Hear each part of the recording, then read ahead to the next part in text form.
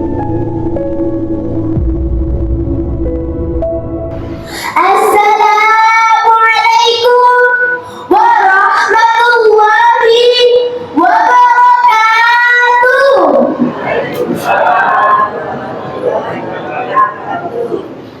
Alhamdulillahirabbil alamin wassalatu wassalamu ala asyrafil anbiya'i wal mursalin sayyidina Muhammadin wa ala alihi wa sahbihi ajma'in. Yang saya hormati hadirin wal hadirat yang berbahagia. Hari ini saya berdiri di sini bukan hanya saya paling pandai berbicara, tapi saya ingin menyampaikan pesan kecil dengan harapan yang besar. Jamaah, oh jamaah. Keistimewaan Ramadan versi aku adalah diskon pahala buy one get one. Sedangkan satu pahalanya bisa berlipat ganda loh. Teman-teman yang dirahmati Allah Subhanahu wa taala. Rasulullah Shallallahu alaihi wasallam bersabda, barang siapa yang berpuasa hanya karena iman dan hanya mengharapkan pahala, maka akan diampuni dosa-dosanya yang telah lalu. Keistimewaan Ramadan versi aku yang pertama, Ramadan itu bulan ampunan.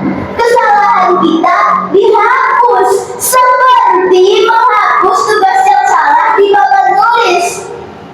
Kalau dosa bisa dihapus memakai penghapus beneran, pasti penghapus yang ada di kelas sudah habis duluan ya. Tapi Allah Maha Pengampun. Allah berfirman dalam Al-Quran surat Al-Baqarah ayat 183 yang bunyinya, A'udzu billahi minasyaitonir rajim.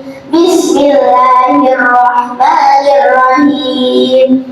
Ya ayyuhalladzina amanu kutiba alaikumus syiyamu kama kutiba alal ladzina min qablikum la'allakum tattaqun. Artinya, wahai orang-orang beriman, diwajibkan atas kamu berpuasa sebagaimana diwajibkan atas orang-orang sebelum kamu agar kamu bertakwa. Shadaqallahul adzim. Jadi, tujuan puasa itu bukan cuma menahan lapar dan haus, tetapi agar kita menjadi orang yang bertakwa. Yang kedua, Ramadan itu bulan Al-Quran. Di bulan ini diturunkannya Al-Quran sebagai petunjuk hidup manusia. Kalau biasanya kita sibuk main game, yuk kita sibuk naik level pahala dengan membaca tilawah. Makanya di bulan Ramadan ini kita berbanyak membaca Al-Quran agar hidup semakin bertakwa. Yang ketiga, Ramadan itu bulan berbagi. Di bulan ini kita diajarkan untuk merasakan lapar supaya kita dapat peduli kepada orang-orang yang kekurangan. Kalau biasanya kita sudah merasakan lapar, bagaimana dengan teman-teman kita yang belum tentu bisa makan?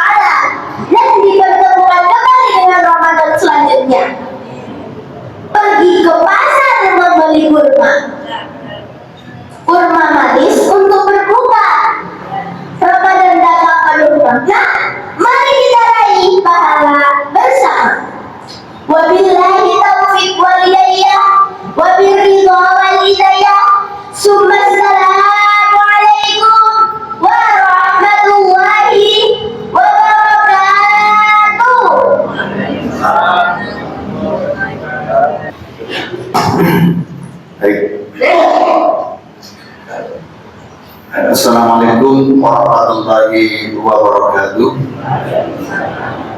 Innal hamdalillah nahmaduhu wa nasta'inuhu wa nastaghfiruh wa na'udzu billahi min shururi anfusina wa min sayyiati a'malina. May yahdihillahu fala mudilla lahu wa may yudlil fala hadiya lahu. Allahumma shalli wa sallim ala Rasulillah Muhammadin ibni Abdillah wa ala alihi wa sahbihi wa man tabi'ahu bi ihsanin ila yaumil qiyamah. Amma ba'd. Rabbi shrah li sadri wa yassir li amri wahlul 'uqdatam min lisani yafqahu qawli. Subhanaka la ilma lana illa ma 'allamtana innaka antal alimul hakim. Radina billahi rabba wa bil islami dina wa bi Muhammadin nabiyya wa rasulah. Rabbana zidna ilma warzuqna fahma. Jamaah kajian Ahad pagi Masjid Ar-Rahmah PCMDB, kita bersyukur hari ini berada di lembar ke-26 di bulan suci Ramadan. Kurang berapa hari? Kurang 4 ya, 5 jalan gitu. 5 jalan. Ahad, Senin, Selasa, Rabu, Kamis, 5 gitu. Dan 6 nanti 14 tidak 1. Yang jelas kita ini tanggal 20 gitu. Karena tanggal 21 kelebihan, tidak 1. Baik, tadi sudah tampil Ananda Sinten dari SD Muhammadiyah 8, luar biasa. Tinggal pengawalannya. Biasanya setelah dewasa itu tidak lanjut ya. Ini bagaimana supaya lanjut? Supaya lanjut ketika nanti SMP dan tidak mengandalkan sekolah. Kalau di SD Muhammadiyah kita kawal, nanti ketika masuk ke berikutnya belum tentu kawal. Mungkin perlu pendampingan khusus, perlu tanggung yang perlu pendampingan, perlu tanggung memang. Perlu kesempatan semacam ini untuk mengasah mental. Kami itu menangani SKMM, Sekolah Kader Mubalik Muda. Mubalik Muda itu mubalighnya itu sedikit, nggak selalu ada. Dan di tingkat pilihan kota itu sedikit sekali yang muncul. Beliau Ibu Hajar Rukmini ya. Yang lain belum ditata. Hanya perlu pengkaderan untuk mubalighah di internal Muhammadiyah. Bagus ditampilkan bareng dengan agar ini tampil juga, tapi harus sering man. Nggak di sini toh untuk mematangkan itu.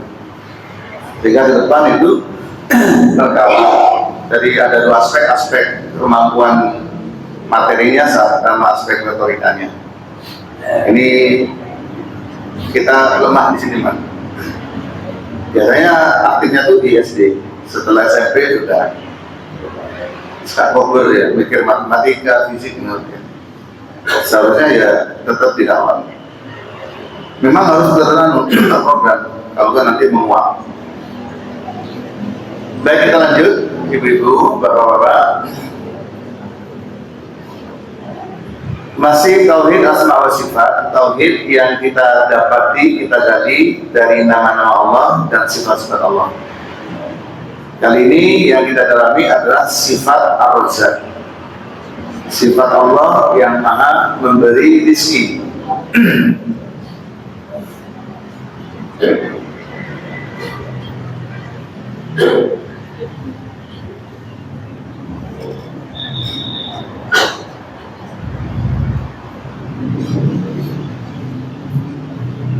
An Anasin, dari Anas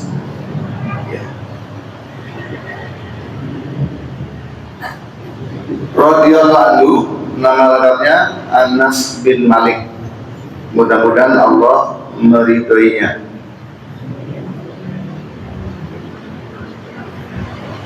Apa kata Anas? Anas mengatakan,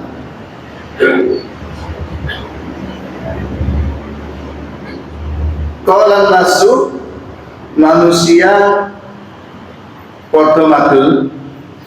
Qala itu makna aslinya berkata, tapi bisa dimaknai bertanya, bisa dimaknai madul, bisa dimaknai apa?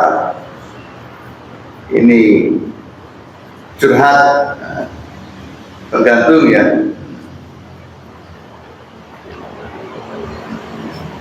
Ya Rasulullah, wahai Rasul, wala as'aru fasair lana. Nabi di masyarakat, di pasar itu sedang terjadi yang namanya kelonjakan harga. Wala itu mahal. Bahasa Arabnya wala itu apa artinya? Gholin. Gholin itu adalah mahal. Nabi telah terjadi kelonjakan harga. Sekarang naik nggak? Sekarang tuh telur beda gitu loh, mahal telur.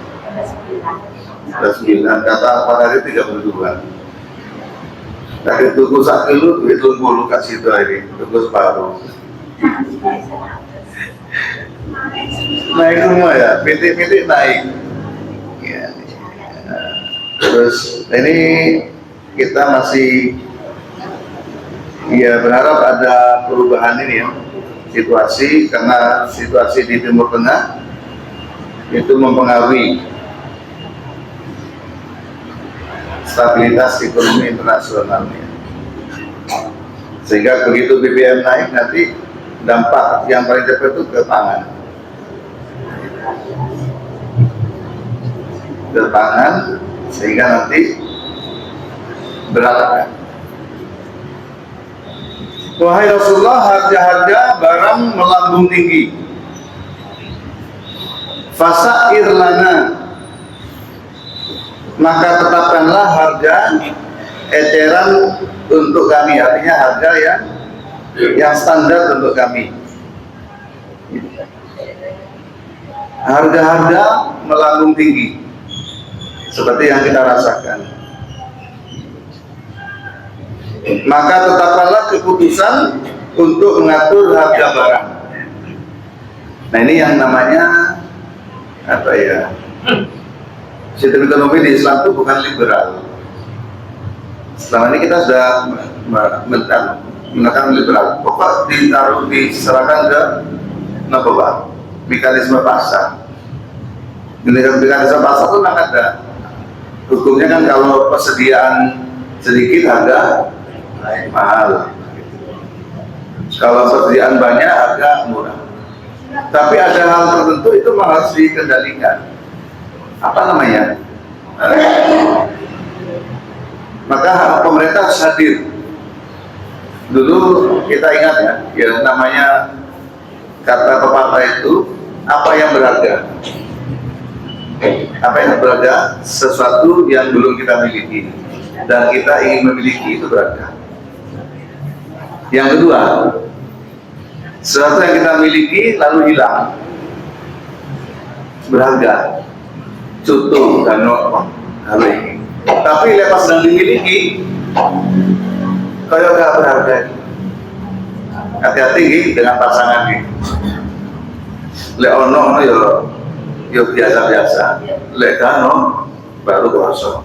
Biyen pas kate tunangan bolak-balik ngubungi. Lek tadi bojo yo ngono iku. Bareng hilang nangis. Ya. Ini kata-kata hari ini. Jadi suatu itu berharga, satu ketika kita belum mendapatinya dan ingin mendapatinya. Yang kedua, ketika sesuatu itu sudah hilang. Termasuk ini, kita ingat era Pak Soeharto gitu. Itu harga kan terkendali. Masih ingat rapat Ikuin, rapat bidang Ikuin, rapat bidang ekonomi dan industri. Itu setiap Kamis malam kan itu laporan harga cabai keriting, kol, ono kabeh, artinya semua terkendali. Kan dia tinggal gampang loh, dari pusat kan minta ke provinsi data itu, dari provinsi minta ke kabupaten kota, itu dilaporkan semua detail, yang tinggi dilaporkan di Sumatera sekian, di Jawa sekian. Ini namanya terkendali. Di kalimat ini ada ini apa namanya? Fasair lana, tetapkan harga daging lumayan. Termasuk demokrasi kita ya, demokrasi bukan demokrasi yang bebas-bebasnya, tapi masih harus mengikuti prinsip-prinsip Islam, nilai-nilai Islam. Kalau demokrasi sebebas-bebasnya, suatu ketika kita dipimpin oleh penjahat, oleh bajingan. Ketika bajingan itu satu, populer, yang kedua dekat dengan rakyat, itu namanya demokrasi yang kebablasan. Baik, kembali ke ini ya. Fasair lana, mendengar aduan ini, faqala Rasulullah SAW, Rasulullah bersabda, innallaha wal musairul qabidu al-basitu ar-razzaku. Wahai sahabat, innallaha, sesungguhnya Allah subhanahu wa ta'ala, al-musairu, Allah lah dat yang menetapkan harga. Al-qabidu, Allah lah yang melapangkan, yang menyempitkan rezeki. Qabidu digegem. Al-basitu, Allah lah yang melapangkan rezeki. Basitu, basko itu dibuka. Kalau qabid ini kayak nangani arek bayi. Iya, anak bayi itu kok selalu gini, kenapa ya? Semangat. Setelah medis katanya apa ya? Mungkin perlu adaptasi. Katanya pada dasarnya manusia terpelit. Ketengin itu. Tapi kita seneng, arek bayi gitu, tangan kita, jari kita dimasukkan cukup kelir. Senang kenal lembut ya, mampu tak baik. Pokok baik itu enak sih. Tak baik, apa namanya, sabun baik. Padahal ketika apa ya cucu-cucunya baik itu enak. Ingat kalau kita masih anak kecil ketika itu ya kena panas ya, terus diambung-ambungi kayak ngambung pilih cilik. Ar-Razzaku, Allah Maha Pemberi rezeki.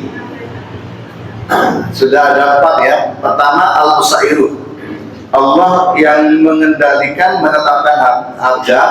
Al-Qabidu, yang menyempitkan rezeki. Al-Basitu, yang meluaskan lapangan rezeki. Ar-Razzaku, Allah pemberi rezeki.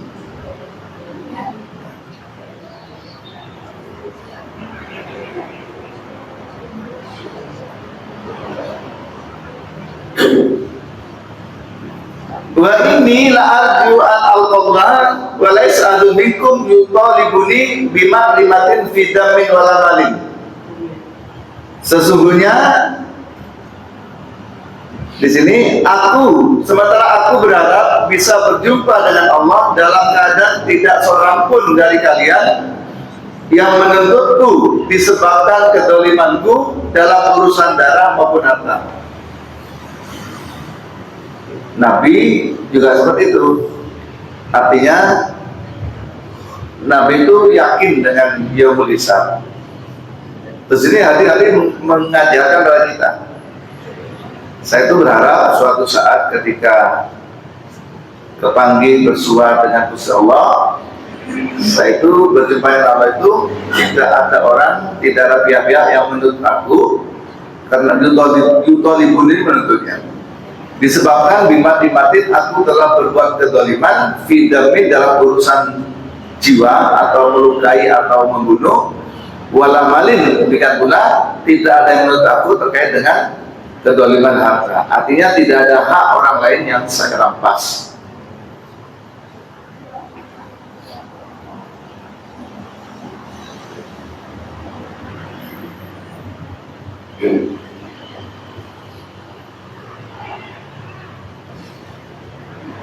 Oke, kita lihat syarahnya atau intisarinya gitu. Yang pertama, pengatur rezeki, harga yang murah atau mahal adalah kehendak Allah Subhanahu wa taala. Allah adalah al-musawwir yang mengatur. Maksudnya apa?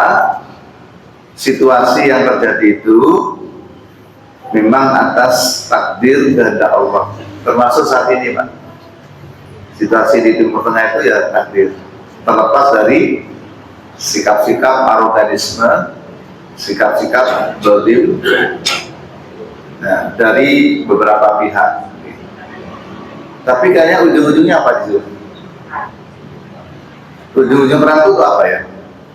Kuasai minyak. Ujung-ujungnya minyak, supaya minyaknya itu mengalir ke sana.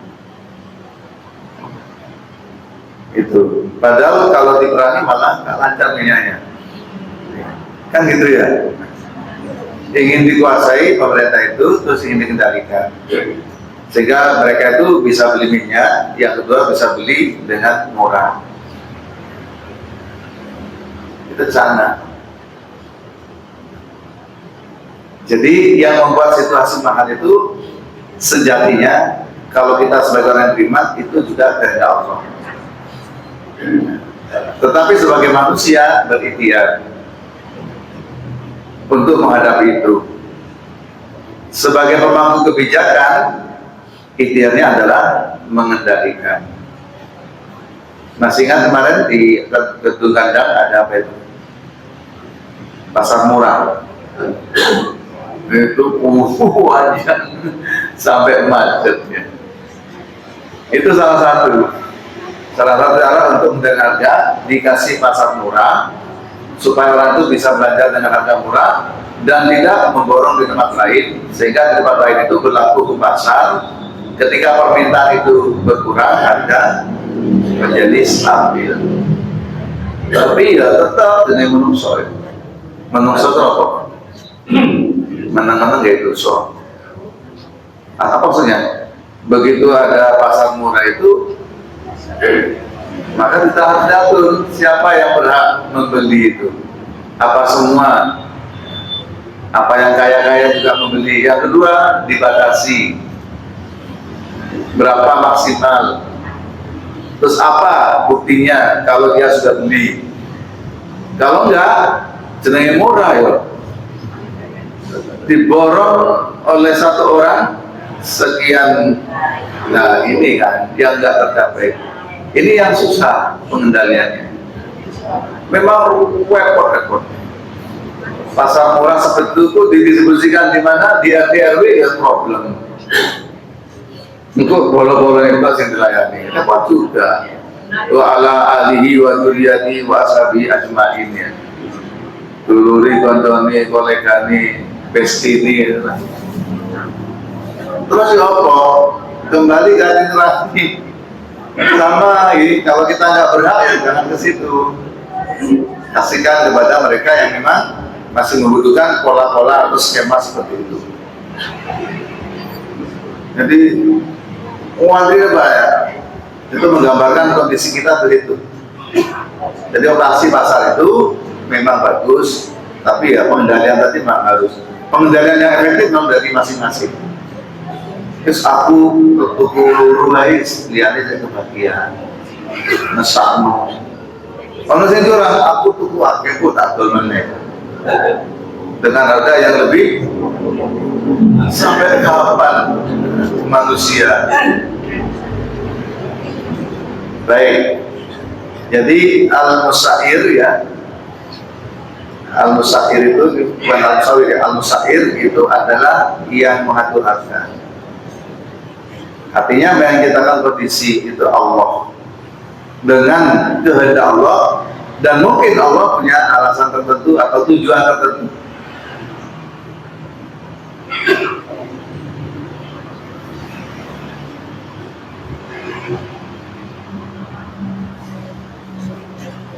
Semua mudah melambung. Yang kedua, Allah adalah Al-Qabid yang menahan, menyempitkan rezeki. Sehingga ketika seseorang menghadapi situasi di mana dia merasakan sempitnya rezeki, kurangnya rezeki dan seterusnya, maka sadarlah itu memang Allah menghendaki. Maka melakukan yang dilakukan mestinya ya dua. Satu, tetap ikhtiar. Yang kedua, minta kepada Allah supaya tidak disebutkan terus menerus atau dalam jangka panjang. Ya Allah, Engkaulah Al-Qabid, Engkaulah Al-Basit. Ya Allah, kami sekarang merasakan hamba-Mu kok surat ya. Kok surat rezeki kami. Kami sadar Engkau yang menentukan, tapi kami Engkau adalah Al-Basit, Engkau yang melapangkan selapangkanlah. Jadi yang pertama, sadar kalau itu ketentuan Allah sehingga kita sabar, karena itu bagian dari. Yang kedua, tadi ikhtiar dengan cara doa tadi. Ada yang ketiga, memperbanyak istighfar. Istighfar seperti yang pernah saya sampaikan di beberapa bulan yang lalu, istighfar itu termasuk salah satu untuk membuka pintu rezeki. Dengan mafhum mukhalafah, dosa yang kita lakukan yang sering dan banyak ini bisa menjadi sebab Allah itu menyempitkan rezeki kita. Jadi dosa itu akhirnya baik. Iso seret rezeki ini, iso kecelakaan, bisa tidak bahagia. Ini di dunia. Kalau di akhirat ya pasti tempatnya orang yang memiliki dosa, tempatnya di neraka. Yang ketiga, Al-Basit, yang melapangkan rezeki. Allah yang melapangkan rezeki. Artinya ketika Bapak Ibu di saat ini atau saat-saat kapan saja panjenengan merasakan rezekinya kok lancar, alhamdulillah kok lancar ya, dagangan itu laris, ini dan itu kok terpenuhi, tercukupi, tercover, bahkan lebih. Ingat, tidak boleh sombong, segera bersyukur. Terima kasih Allah, Engkau adalah Al-Qabid, penahan rezeki sekarang sudah Engkau longgarkan karena Engkau adalah Al-Basit, lancar. Jadi bersyukur karena Allah telah menerapkan sifat Al-Basitnya kepada kita dengan rezeki yang lancar itu. Yang kedua, tirulah Nabi Yusuf alaihissalam. Ketika sang raja bermimpi ada 7 ekor sapi gemuk, terus lagi dimakan oleh 7 ekor sapi kurus. Ternyata sapi gemuk itu menggambarkan 7 tahun Mesir itu panen raya, melimpah ruah, dan ternyata 7 tahun berikutnya ada peceklik, kering rontang, peceklik, tidak ada tanah yang menghasilkan tanah panen. Maka 7 tahun pertama ketika subur itu, ketika panen melimpah ruah, itu ada saving, ditaruh di gudang, padi-padi diawetkan, dikeringkan supaya tidak rusak dan bisa digunakan pada saatnya. Termasuk ini, ketika Bapak Ibu merasakan ada Al-Basqah, ada Al-Basit yang Allah terapkan bagi kita, rezekinya lancar, ojo kabeh lali saving. Napa niku? Nabung. Nabungnya itu yang sesuai, bukan nabung di supermarket, di minimarket. Itu nabung yang nggak bisa diambil. Lewong di situ dijeleni. Sekarang nyelengi di tabungan yo ketemu lagi. Jadi sih kan angin kudu nang bank barang, kudu nang ATM. Tapi ya cukup dengan 1 genggam ini. Bolak-balik gesek. Karena rekening itu milih waktu ya. Usia gaji itu nggak sampai 1 hari. Memang di situ ngajari anaknya, lek nyelengi aja dek bumbung. Terus dek cakai pawon. Jadi cakai pawon itu kan ya, ada tiang itu dari bambu kan, itu dilobangi. Ya kayak gini, Apa sekarang cukup abro itu. Dan cukup abro, terus itu cukup kapan-kapan, sampai sekalian benak duri. Ya dia bambu pering itu ya isi ya itu campur bubuk di pering itu. Ya receh banget, tapi ya berharga karena ketika itu bakso masih 15 rupiah, 20 rupiah. Jadi sama 100 rupiah itu istimewa. Jadi karena rupanya 1 rupiah. Di sini 100 rupiah itu kayak kerokan, jadi kayak kerokan ya lorong. Orang di sini besi ya. Saniki apa? Aluminium seng ya. Dulu tuh kerokan tuh ya enak ya. Sampai menghilang gitu ya. Saya kira kerokan ya mereka.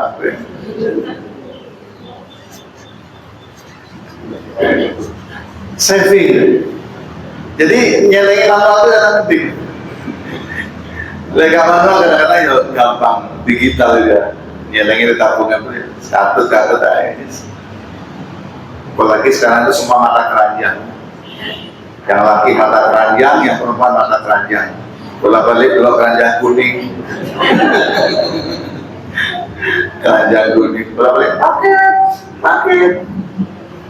Paket. Bapak batin paket. Sing susah itu lagi uti. Sing mau bapak ini.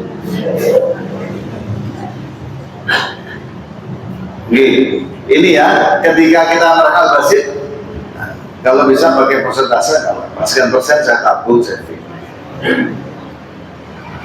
Menurut butuh ya orang-orang ini jadi butuh yang menungso ya. Kebutuhan akhir. Kemudian Ar-Razzaq Maha Pemberi Rizki. Kalau ini tadi menyikapinya Pak Al-Qabi tadi satu, sabar dan tawakal ya, karena itu takdir dari Allah. Yang kedua, ikhtiar supaya keluar dari persoalan itu. Yang ketiga, istighfar. Yang kalau ini Al-Basit satu, nomor bersyukur karena itu adalah anugerah Allah. Yang kedua, tidak sombong dengan hartanya. Yang ketiga, sadarlah roda kehidupan akan berputar, hati-hati berputar nanti ke bawah. Sebelum itu terjadi, maka lakukan namanya saving, menabung. Bahasa Jawa apa? Celeng, nyelengi. Kemarin tuh saya ke Arjuna Namun ya, ada orang jualan apa ya? Jualan pecah belah dulu ya, tapi plastik-plastik itu. Gak pinggir-pinggir ya, tabel gak pinggir-pinggir. Terus awan-awan, suwi ya, gak pinggir-pinggir. Apa sih bapak gak pinggir-pinggir? Saya bapaknya Malamun ya. Terus dulu celengan dulu, celengan PT dulu ya, PT. Langsung kasih kata, tadi saya marah karena merasa saya beli itu ya, celengannya. Ya. Dikasih gambaran 2, warna merah sama kuning. Pak, tambah 1 lagi yang ungu.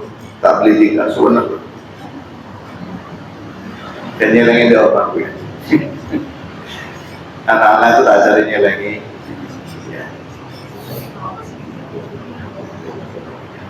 Ya, kadang-kadang ya oleh telungan jadi cukit.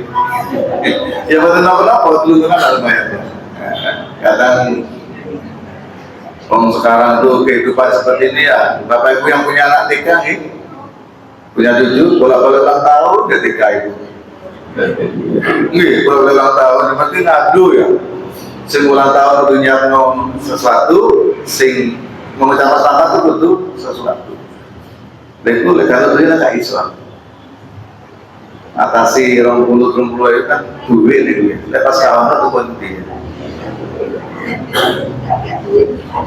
Dari belas, itu celengan kawan, kalau celengan kan lumayan kan ya, dicukit atau dikerjain. Atau lagi sekarang tuh di mahasiswa itu, pokok kontrolnya maju jangan proposal ngasih buket ya, harganya ya minimal tekes ya, tekes wit. Lah kontrolnya 30 lagi, nanti usia kuliah bodoh.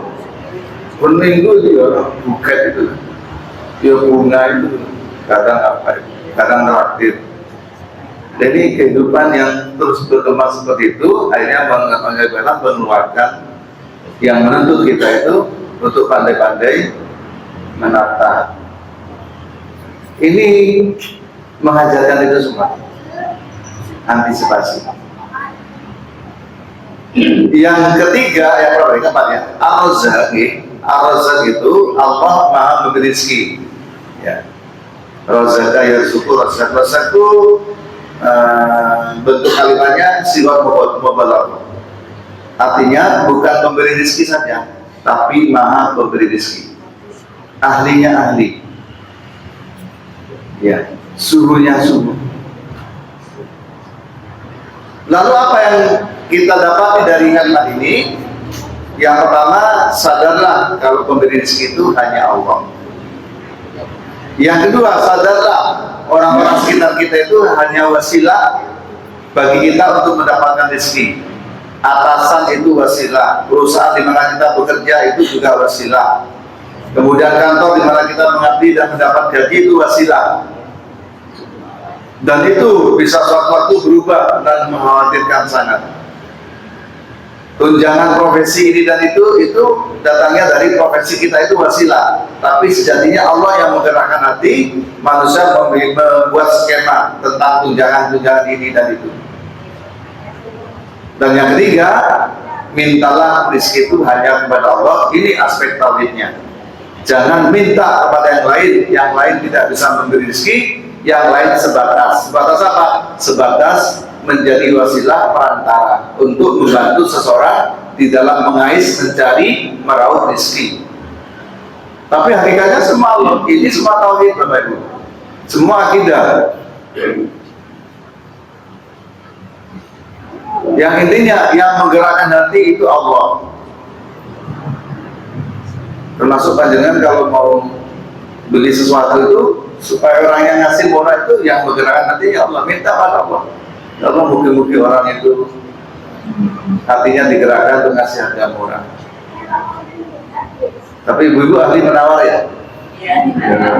Ibu-ibu ya nawar. Iya.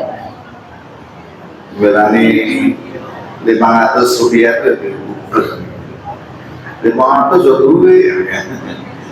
Lek wong lanang tuh tak pada pinter ya tak ada keluhan. Terus pengen cepat mulai ya. Ibu tuh ngerti mana yang murah. Oh murah tadi 1.000.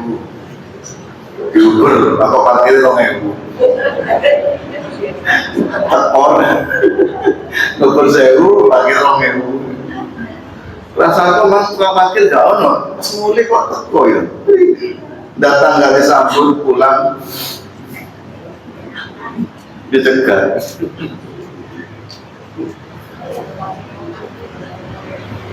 Oke, sampun nih nomor 1 pengatur rezeki. Jadi mintanya kepada Allah. Jadi kalau pas doa Bapak Ibu kita manggil pada Allah itu dengan ini, ya Razzaq, ya Razzaq, ya Ghani, ya Mughni. Bisa ini juga ya Basit, ya Basit. Ya wahai Allah yang maha memberi rezeki, ya Razzaq. Ya Basit, wahai Allah yang melapangkan rezeki. Ya Ghani, wahai Allah yang kaya. Ya Mughni, wahai Allah yang maha memperkayakan. Ditambah ya Rahman, ya Rahim, dan yang lain.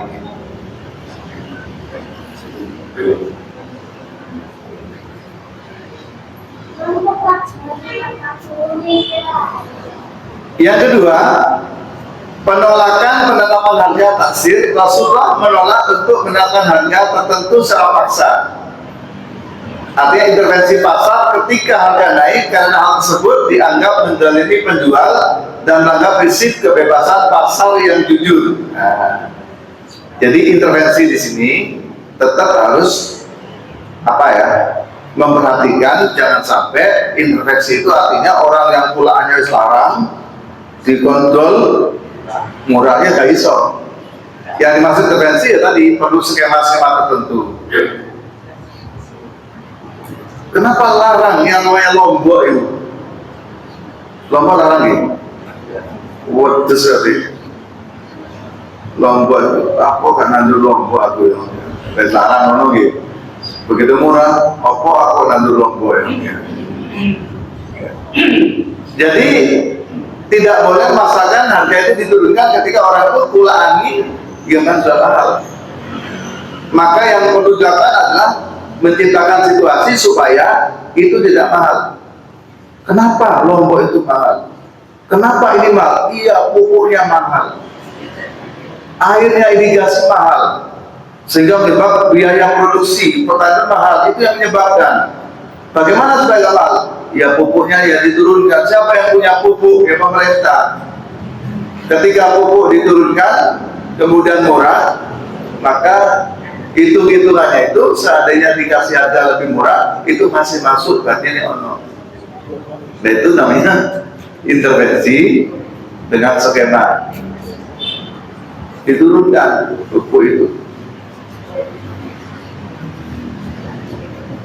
Terus ada kalimat Nabi tidak ingin mendolimi, yaitu tadi kalau dipaksa menurut harga sementara kulanya sekian, tidak bisa.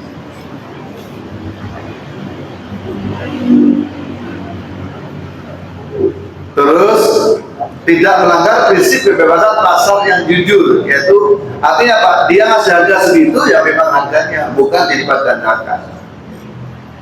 Kenapa Pak Mal? Iya, ini di Malang tidak ada, adanya di Probolinggo. Probolinggo sini tuh naik pickupnya itu pakai bensin. Nah, terus orang supir butuh dibayar, ada uang makan, ada transport, bensinnya sekian, katanya lewat tol bisa lagi.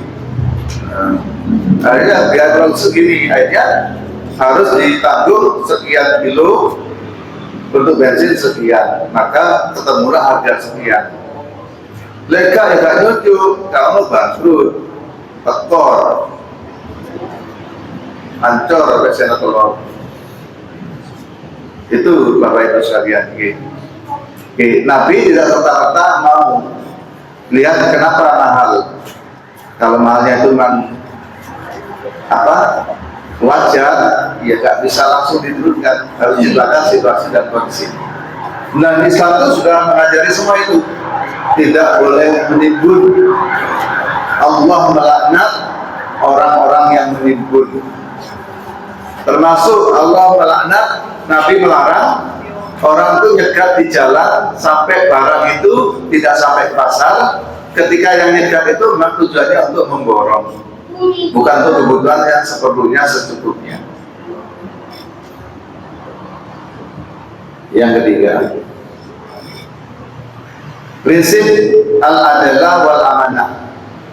Rasulullah Muhammad SAW sangat berhati-hati untuk tidak mendolimi hak umat, baik dalam urusan darah, artinya tidak menyakiti, mendolimi atau melukai, maupun masalah dalam konteks ini adalah perdagangan. Beliau berharap kelak berjumpa dengan Allah Subhanahu Wa Taala dalam keadaan bersih dari tuntutan kezaliman yang pernah dilakukan di dunia. Kalau kita yakin Rasulullah kan maksum ya, bebas dari dosa sifat tercela, jangan dituntut. Tapi ini maksudnya apa? Ngajari kita. Ya kok mati ini tidak tenang dulu. Kan tulisnya ada, telah meninggal dengan tenang. Apa meninggal dengan lancar-lancar. Telah meninggal dengan tenang, ya tenang dari tuntutan itu. Jangan sampai setelah meninggal ketemu ininya itunya.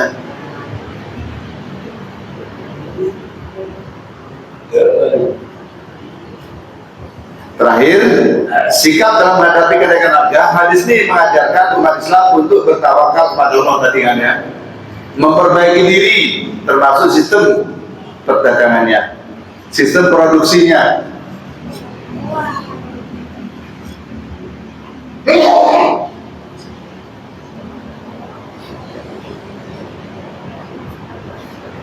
Ada sebaliknya juga, harga itu terlalu murah. Saya petani dulu ya, apa saya itu petani, pernah nandur Lombok Pak, Lombok Cili ya, sing pedes ya, berapa? Terus pokoknya wapi kumpul gede-gede subur. Harganya 1 kilo bu, 1.000 rupiah. 1.000 rupiah. Aduh, gak dipanen ini. Wis apa dipanen itu katanya oleh 1 kilo tuh buku kan mati situ-situ. Tik sampai ireng, gak hilang seminggu ini. Kuku ini. Biasanya diongkoskan, wes ini gak bisa diongkos, wes seperti itu saya tapi satu keluarga, apa ibu sama saya, kakak 4 orang. Seoleh-oleh wes, gak maris itu besok lagi. Oleh 10 kilo 10.000, panasan bercing dia, bercing 10 kilo itu suwe. Tapi ya, kalau nggak jatuh, maka itu memang perlu teknologi, Pak. Bagaimana bisa menyimpan lombok itu awet? Mungkin perlu teknologi lombok kering, tapi tetap enak aja dikeringkan di pipi. Begitu lombok mahal itu jadi alternatif. Ini ada lombok kering, tapi tetap pedas. Caranya direndam, tetap pedas. Uang mahal ya enak ya. 10.000 Pak, 1.000 Pak ya. Tetapi suatu ketika harga lombok itu Pak 1 kilo 100.000 Pak. Surga ya. Jadi oleh 1 kilo itu lumayan 100.000. Oleh 10 kilo 1 juta Pak. Sekali panen 10 kilo. Luno juga bisa tunggu Pak. Apa mau di lombok di dalam uang? Iya lombok ini urip ya. Akhirnya saya tuh biasa ditulis sama ya, nunggu semongko itu ya. Semongko yang siap panen tuh, wah itu lagi ditunggu Pak. Dicolong kayak uang-uang itu. Saya tuh tidur di atas di sawah itu biasa, nunggu lombok itu. Ngono ya, dunia itu ya. Maka kata Sayyidina Ali, harta itu kita yang menjaga. Kalau ilmu kita yang dijaga. Kalau ilmu yang menjaga kita dari hal yang negatif. Kalau harta kita yang akhirnya juga bisa tunggu itu Bang. Belani 1.000 gak dicolong, nyolong lu gak karuan.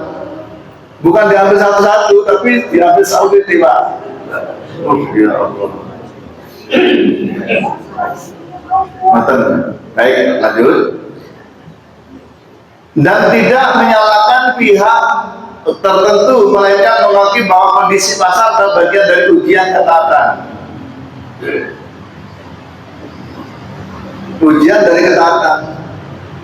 Jangan udah dulu japit kan lombokin tiga. Lombok larang nih, 3 mawon nih.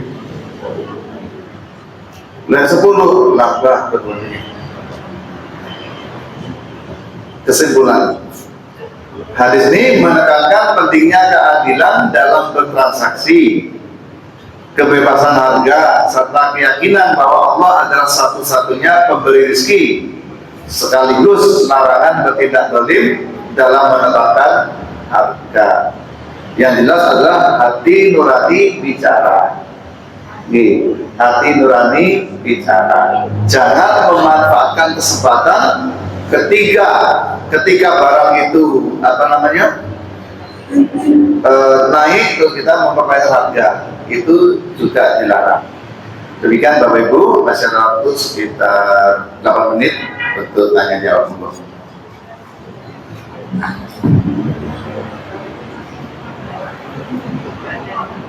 Ya, assalamualaikum warahmatullahi wabarakatuh. Waalaikumsalam.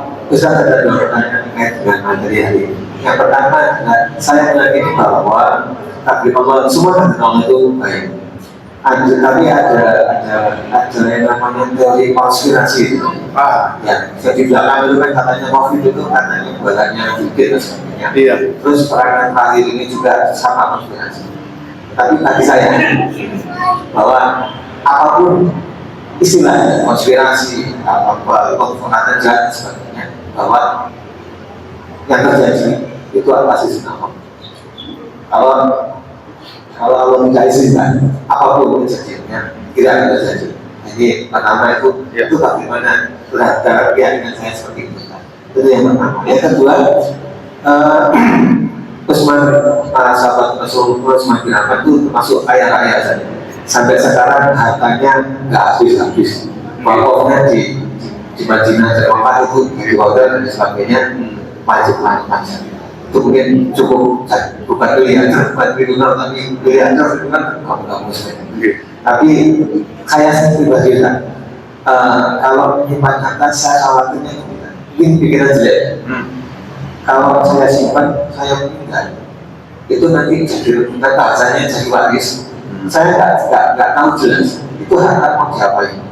Meskipun itu anak saya, meskipun itu saudara saya, meskipun itu istri saya, katakanlah demikian. Akhirnya saya menyimpan sesuai dengan standar waris saja. Sisanya, katakanlah saya punya uang, saya punya harta 500 juta. Saya hanya sisakan katakanlah sepertiga, 2/3. Tapi sepertiganya akan sudah saya mainkan. Bukan investasi akan. Misalnya saya waktu membantu pondok dan sebagainya, saya butuh apa untuk sebagainya, gitu. Tapi saya tidak meninggalkan sesuatu yang bisa berkembang seperti Utsman, sahabat Utsman. Itu bagaimana? Baik. Yang pertama, di bab jauh itu ada antisipasi supaya tidak terjadi konspirasi, persekongkolan untuk hal-hal yang negatif, termasuk mempengaruhi, termasuk larangan menimbun, larangan menyegat orang yang mau menjual sesuatu ke pasar. Dan nekat itu tujuannya sama, yaitu memainkan harga. Termasuk COVID dulu ada motivasi ini pembetulan vaksin, wallahualam. Ya. Yang jelas semua situasi itu terjadi, dan terjadi itu atas izin Allah, itu akidah harus. Maka sikapnya lagi menghadapi itu dengan baik, dengan tawakal. Ya pemenang dan dia anjana akahanani kau iki. Nah itu. Yang penting kita bukan pelaku. Terus yang berikutnya mungkin itu ujian dari Allah, sehingga Allah itu mengizinkan orang-orang yang punya kesempatan untuk memperoleh harga konspirasi itu melakukan ujian bagi kita. Bisa juga cobaan, bisa juga ya itu akibat terkait banyak kesalahan dosa bagi kita, akhirnya dibuat situasi yang tidak baik ini. Itu sudah betul. Yang terakhir terkait harta, memang banyak nasihat-nasihat ya. Harta itu kalau anak itu diberi ilmu, diberi warisan ilmu, maka warisan itu akan abadi. Tapi kalau anak itu diberi warisan harta itu bisa akan segera lenyap. Yang ketiga, nanti hartamu itu kalau nggak segera disedekahkan, untuk les mati kayak hutang tukaran. Bagaimana menyikapinya? Yang pertama, kita punya keluarga, punya anak dan istri, maka itu kewajiban kita untuk memenuhi kebutuhan, itu harus. Yang kedua, di Islam itu ada yang namanya bab wasiat. Wasiat itu berpesan, nanti kalau saya mati, harta saya engkau berikan kepada pondok, kepada masjid, kepada panti asuhan. Tetapi ternyata wasiat itu dibatasi oleh Nabi. Tidak boleh semua diberikan, tetapi maksimal as-sulus kasir, minimal sepertiga, dan sepertiga sudah banyak. Artinya ternyata harta kita itu nggak boleh dihabiskan untuk untuk sedekah dan seterusnya. Tetap harus ada sisa. Tadi maksimal sepertiga. Apa maksudnya? Engkau masih punya istri, punya suami, punya anak, dan anakmu nanti akan hidup di sebuah era yang kita nggak tahu, sehingga harta itu tetap akan menjadi sesuatu yang dibutuhkan oleh anak kita untuk menjalani hidupnya. Artinya, bagaimana supaya nggak tukaran? Itu caranya. Lidu ini Iris ngikuti hukum Islam aja. Yang perempuan harus memahami diri, kalau perempuan itu dapatnya separuh dari laki-laki. Kalau laki-laki dapat 2, perempuan dapat 1. Itu hukum Islam. Tidak ada yang enak wis. Kalau saya ikut itu barat, ojo tukaran. Karena di Islam itu tidak boleh berwasiat untuk ahli waris, tidak membaginya itu setelah meninggal. Tapi kalau menata itu bisa. Nanti aku les mati, masmu di ini, sing sawakono adikmu, itu boleh. Tapi tetap mengatur prinsip ini. Tapi pelaksanaan itu setelah meninggal. Jadi waris itu adalah setelah meninggal. Sekarang caranya bagaimana supaya mereka itu tidak tukaran. Lalu yang berikutnya, harta yang kita miliki ini memang yang akan menemani kita ya hanya yang kita sedekahkan. Yang kita sedekahkan bukan harta kita. Maka itu berbanyaklah bersedekah. Maka Islam menyampaikan di surat Al-Furqan itu bahwa ketika bersedekah lam yusifu wa lam yaqturu wa kana baina dzalika qawaman. Tidak terlalu pelit, tidak terlalu longan, tapi tengah-tengah. Artinya yang disedekahkan banyak, sisanya juga masih banyak cukup untuk keluarga. Jadi kan ada orang itu ustaz sampai arahnya musik gak bisa. Islam mengajari kita itu sepertiga. Tentu banyak hal yang disedekahkan. Yang pertama ya kemandirian. Anak-anak itu bisa dikasih modal untuk berkembang kalau memang punya jiwa bisnis. Kalau nggak punya jiwa bisnis, dikasih modal biroai ontek. Itu terkait investasi kebaikan yang Bapak lakukan, tetap memperhatikan hak anak terkait nanti ketika suatu saat kita sudah pergi, anak itu sudah siap dengan segala sesuatu dengan kehidupan yang beda dengan kita. Artinya harta itu nggak boleh dihabiskan untuk sedekah. Tetap hak keluarga itu dipenuhi, tapi juga jangan sebaliknya terlalu pelit ya. Wallahu a'lam. Baik. Ada lagi Ibu? Ada pertanyaan? Sampun aja Pak.